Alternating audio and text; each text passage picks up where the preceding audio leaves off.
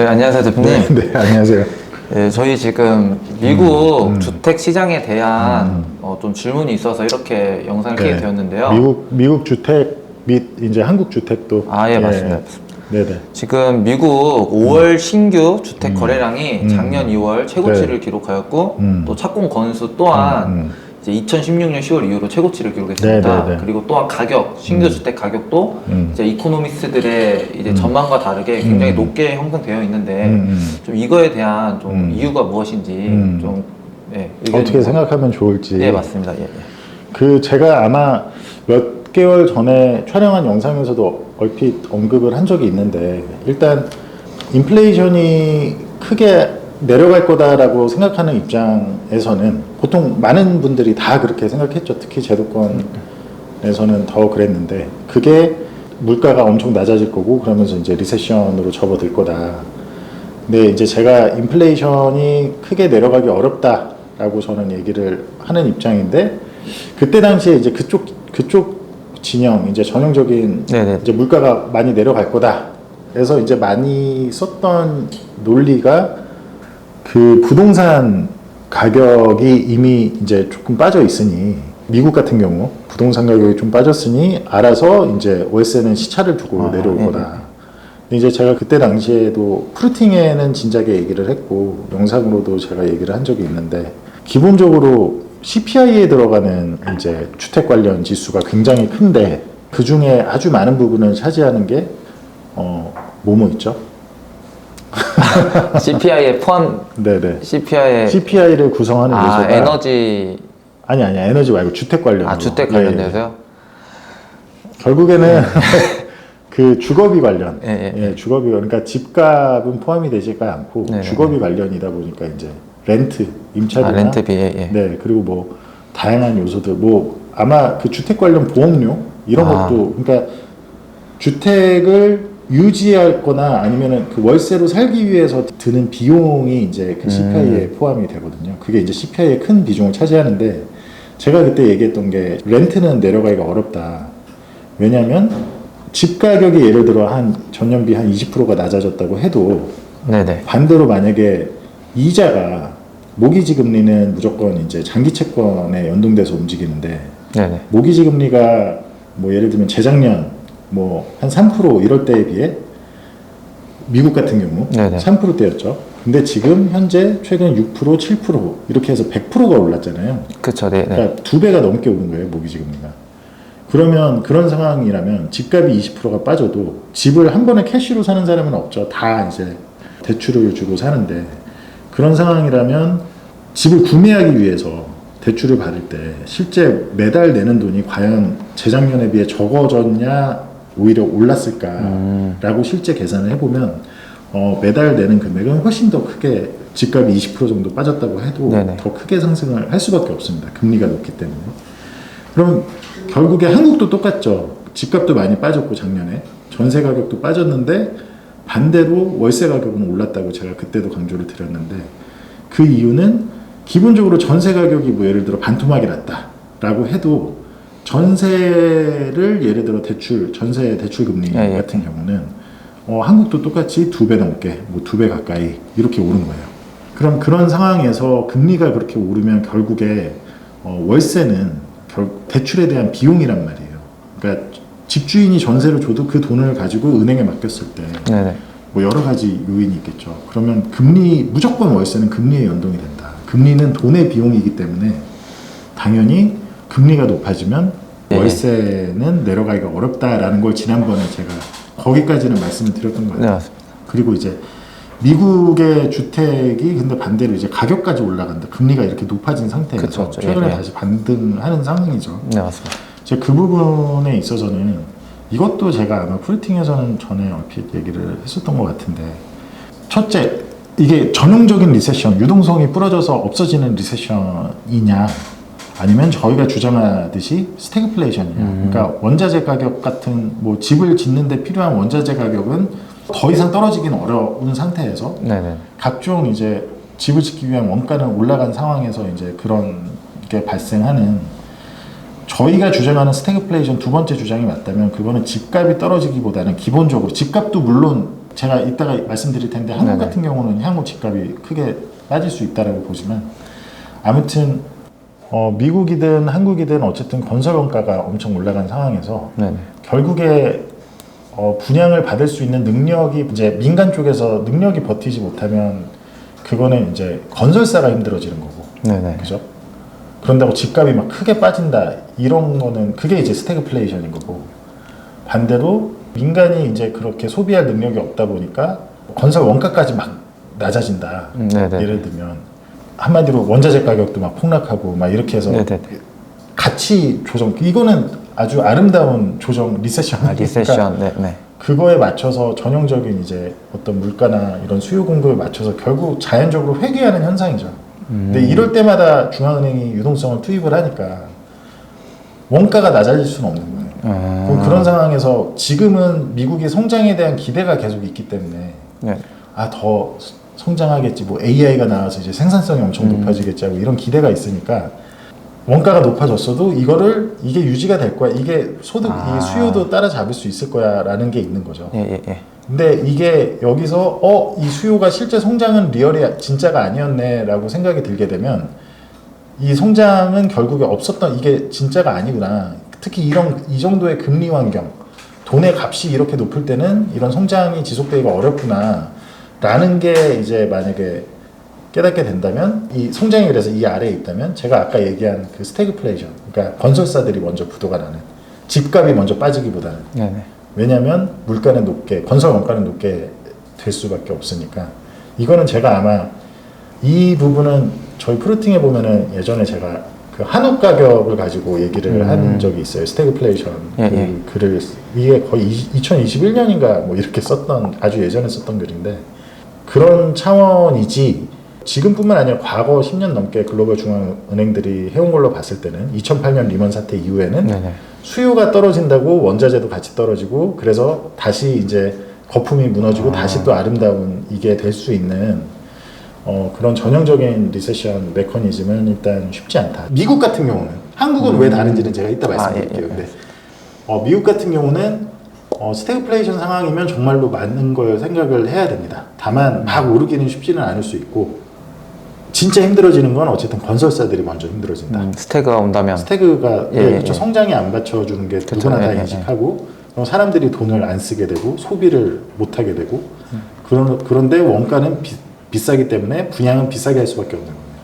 그런 상황이 이제 스태그플레이션에 가는 고리, 악순환의 고리라고 보시면 될 것 같아요. 그리고 이제 더 중요한, 사실 이거를 첫 번째로 말씀을 드렸어야 되는데, 제일 중요한 거는 이제 금리, 아까 월세도 금리를 말씀드렸는데, 네네. 기본적으로 미국의 주택 보유자들은 2020년, 그러니까 이번에 이제 장기 금리가 오르기 전까지 2021년이나까지 주택을 산 사람들은 한국과 다르게 미국은 고정금리 30년 동안 예를 들면 고정금리로 대출을 받는, 거의 한 95% 정도가 미국은 다 고정금리로 받습니다. 그러면 그때 뭐 낮을 때 3% 막 이랬으니까 3%에 30년 모기지를 받아서 집을 산 사람들이 뭐 집값이 뭐 좀 요새 빠졌다고 쳐봐요. 그런다고 그 사람들이 집을 팔면 다른 집을 살기 위해선 새로 대출을 받아야 되잖아요. 그러면 과연 그렇게 3%에 받던 사람들이 지금 새로 받으면 7%, 6%, 막 7%, 최소 6%, 7%, 막 8% 막 이렇게 내야 되는 상황이거든요. 그러면 그 사람들이 집을 파냐, 기존 주택 보유자들이. 집을 당연히 안 팔겠죠. 그러면 그 사람들은 완전히 묶인 거예요. 그러니까 기존 주택 거래는 지금 아까 말씀 잘 주셨는데, 미국의 기존 주택은 거래가 전혀 안 일어나고 있고, 왜냐면 매물이 없어요. 팔지를 안 파니까. 팔 수가 없죠. 그렇죠. 그러면 다른 집을 살려면 엄청 비싼 금리를 금리를 갈아타야 되는데, 그러다 보니까 기존 집은 안 나오고, 그러면 이제 신규 수요, 그러니까 신규 주택이 지금 최근에 반등하고 신규 주택만 거래가 올라가고 가격도 신규 주택 위주로 올라가는 이유는, 기존 주택은 애초에 매물이 없고, 그럼 신규 주택은 미국도 그 주택 부족이 약간 나름 오랫동안 고질화돼 있는 측면이 있거든요. 그러니까 주택 공급이 그렇게 막 되게 많다 이런 상황이 아니었기 때문에, 그러면 기존 주택은 거래가 안 되는 상황에서 신규 주택은 어쨌든 자기들이 아까 말씀드렸듯이 미국 사람들은 렌트로 굉장히 많이 사는데 네네. 렌트가 이제 오히려 과거에 비해 계속 오른단 말이에요. 그죠? 네네. 집값이 조금 빠지는 와중에도 렌트가 전혀 안 떨어지고 있죠.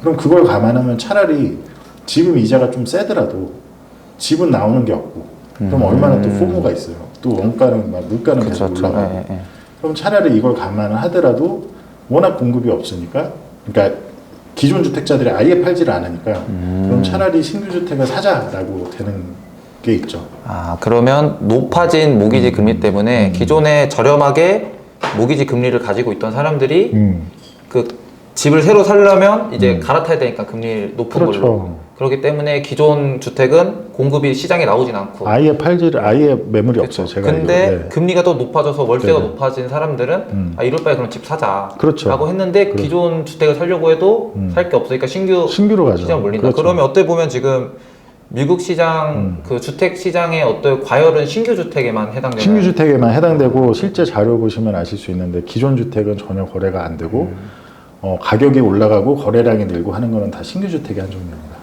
근데 제가 왜 이게 더 중요한 내용인데 왜 이걸 두 번째 말씀드리고 첫 번째 스태그플레이션에 대한 그 메커니즘을 먼저 설명을 드렸냐면 이 지금 두 번째가 더 중요한 내용이지만 이게 전형적인 스태그플레이션으로 가는 그 메커니즘이라고 보시면 될 것 같아요. 그러니까 건강한 조정이 있어야 대세 상승이 또 있는 건데 그쵸. 그게 나오게 중앙은행들이 두지를 않죠. 너무 오랫동안 그래왔고 수요가 없어지면 원자재 가격도 빠져야 되고 경제가 좀 건강하지 못하고 조금 이렇게 조정기에는 원자재 가격도 빠지고 자산 가격도 빠지고 다 같이 빠져줘야 그래야 다시 가격은 자기 치유 능력이 있단 말이에요. 싸면 또 사람들이 사고 비싸면 사람들이 못 사고 그렇게 시장 경제에 맞게 가야 되는데 그렇게 안 한 게 이제 너무 오랫동안 10년 넘게 안 해왔고 최근에 팬데믹 이후로는 이제 그게 너무 극에 달하다 보니까 이제 그런 부분이 있다고 보시면 될 것 같습니다. 어떻게 보면 이 현상들이 어떻게 보면 스택으로 가는 초입 초반에 관찰되는 현상. 초입도 아니고 제가 봤을 때는 아무튼 상당히 진행된 가는 길에 있는 현상이라고 봅니다. 이게 장기적으로 이런 인플레이션 사이클이 한 10년, 15년 간다라고 저희는 보고 있으니까 그럼 그런 관점에서 아주 자연스러운 현상이고 그러니까 대표님 말씀을 정리해 보자면 시장 참여자들이 이제 인플레이션을 이제 자산 가격에 프라이싱을 해가지고 어떤 기대감에 의해서 오르는 거다. 지금 현재 미국의 주택 가격이. 그 두 번째가 어떤 금리 문제로 생긴 좀 스태그플레이션의 어떤 현상으로서 지금 주택 가격이 오르는 거다. 주택 그 대출 갈아타기가 안 되니. 그러니까 이- 두 번째가 일단 제일 그냥 핵심이고 첫 번째는 스태그플레이션으로 가는 길 중간에는 인플레이션이 자꾸 발생되면 지금도 자꾸 인플레이션 하면 성장으로 또 막 얘기하는 게 되게 디플레이션이 뭐 그쵸. 리세션, 인플레이션은 성장 이런 잘못된 케인즈학식의 논리가 있잖아요. 그것처럼 어떤 성장이 아무튼 상쇄해 줄 거야 라는 그런 전제도 좀 깔려 있는 것 같아요. 최근 나스닥 시장이나 하고 봤을 때는. 다만 미국 부동산은 한국 부동산에 비하면 제가 미국 주식에 비하면 한국이나 중국 주식은 괜찮을 거다라고 얘기한 것처럼 미국의 부동산은 한국 부동산에 비하면 과거부터 지금 최근에 막 많이 올랐다 얘기를 해도 뭐 PIR 기준이나 여러 기준으로 봤을 때 미국 부동산은 그렇게 비싸지 아직도 여전히 제가 봤을 때 막 그 정도로 막 되게 비싸다 하는 수준이 아니다 절대적으로.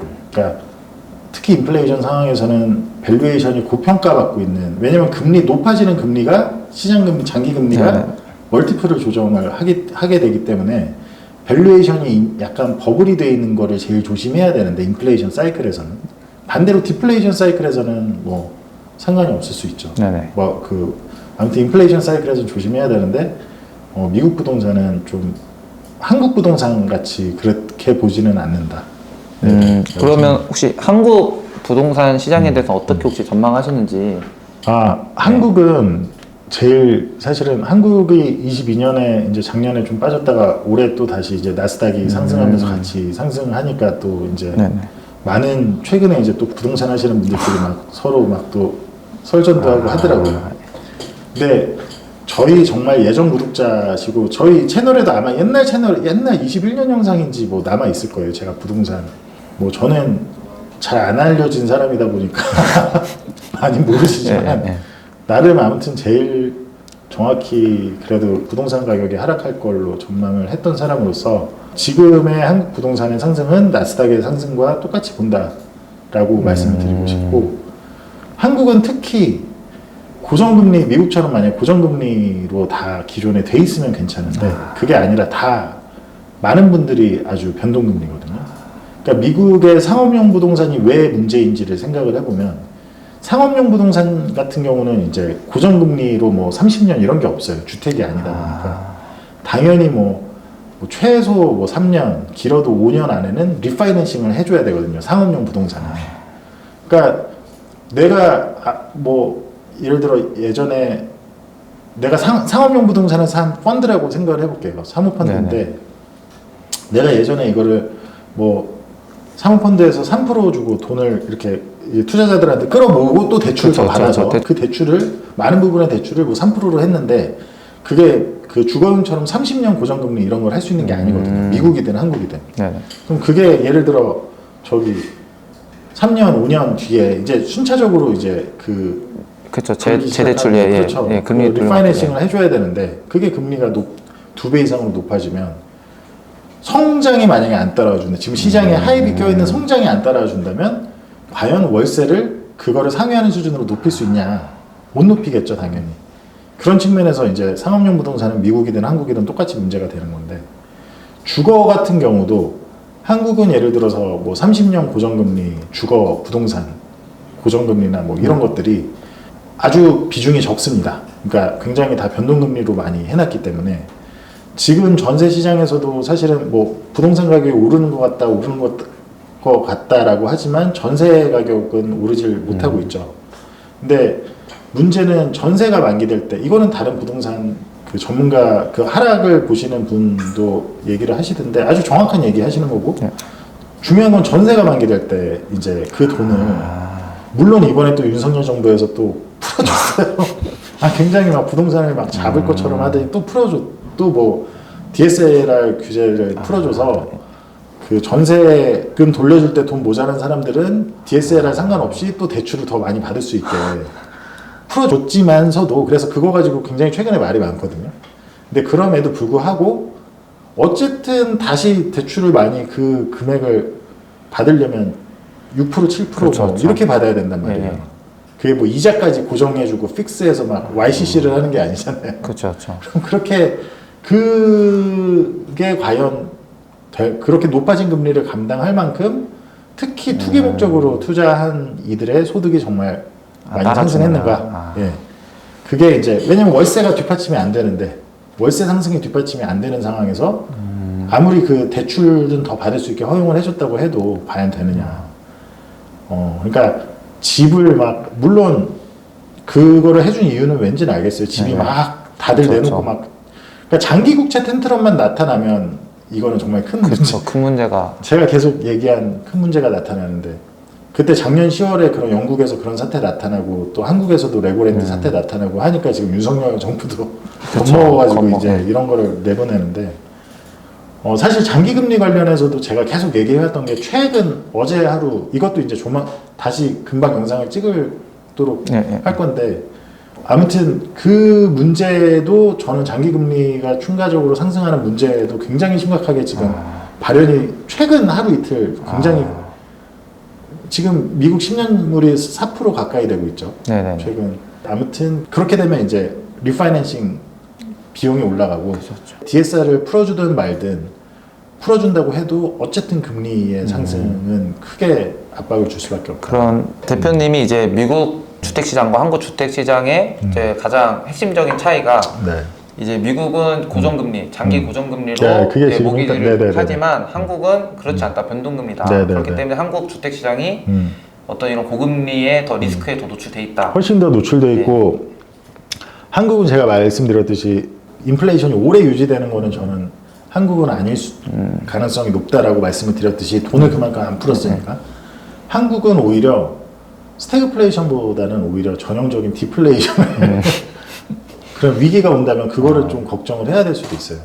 그렇다면 그런 상황에서 아까 말씀드린 대로 고금리, 유동성이 부족해서 뭐 한국이 그런다 돈을 찝어서 물론 또 뭐 정책을 내놓겠지만 쉽지 않고 기축통화도 아닌데 돈을 찝어서 뭐 막기는 쉽지 않을 수 있고 그리고 또 하나는 미국은 어쨌든 절대적으로 한국 부동산처럼 그렇게 여러 가지 밸류에이션 지표를 봤을 때 아직도 그렇게 한국만큼은 비싸지 않다. 그러면 만약 한국 이제 지금 이미 주택에 투자하신 분이나 네네. 투자 고민 있는 분이 가장 좀 눈여겨봐야 될 지표가 뭐 국제 아까 10년물 그거 미국채 금리에 굉장히 중요하고 그게 굉장히 중요한 거고 이거는 이따가 또 또 그거 하시죠. 그리고 좀 한국 부동산은 그런 조금 어쨌든 제가 봤을 때는 물론 당분간 단기적으로 더 상승할 수도 있고 하지만 쉽지 않을 거다. 그리고 미국의 부동산도 어쨌든 그런 금리적인 문제나 이게 있으나 이제 성장에 대한 걸 현실을 깨닫게 될 때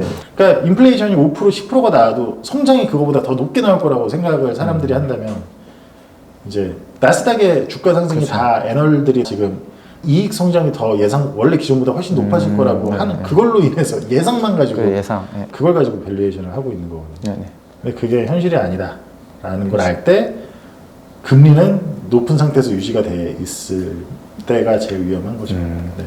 그래서 오늘 이렇게 대표님과 함께 이제 최근 한국과 미국의 주택 시장의 좀 과한 가격 상승에 대해서 이렇게 이야기를 나눠봤는데요. 좋은 말씀 감사하고 나중에 뭐 좋은 타이밍 오시면 그때 또 한번 영상으로 네네네. 또 그 부동산 관련해서 또 얘기할 수 있으면 그때 얘기하도록 할게요. 네네. 좋은 말씀 감사합니다. 감사합니다.